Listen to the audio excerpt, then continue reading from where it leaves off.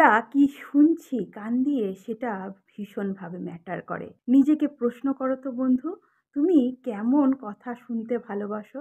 যখন কোনো মৃদুমন্দ গান ভেসে আসে, একটা মৃদুমন্দ নোটে ক্লাসিক্যাল মিউজিক শোনো বা কোনো ভক্তিমূলক গান শোনো, তোমার মনটা নিজের অজান্তেই সুন্দর হয়ে ওঠে, ভালো হয়ে ওঠে। কিন্তু তার বিপরীতে যদি কোথাও চিৎকার চেঁচামেচি, মারামারি, গালিগালাজ শুনতে পাও, তোমার মনটা কিন্তু নিজের অজান্তেই অনেকটা খারাপ হয়ে যায়। এগুলো থেকে নিজেদেরকে দূরে রাখা যেমন প্রয়োজন, ঠিক তেমনি তুমি কি বলছো সেটাও কিন্তু নিজেকে সজাগ হওয়া দরকার।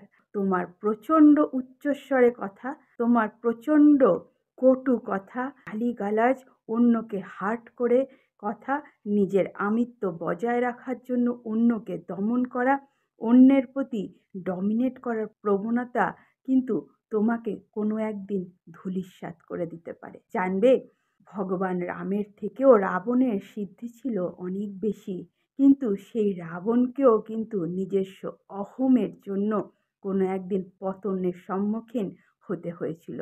যুগ যুগ ধরে এসব বিষয়গুলো প্রমাণিত হয়েছে। তুমি যদি এই রকম নিজের আমিত্ব ফলানোর জন্য শুধুমাত্র নিজের শব্দ শক্তি বা জিভ প্রয়োগ করো, জানবে এই আমিত্ব তোমাকে একদিন নিচে নামিয়ে দেবে।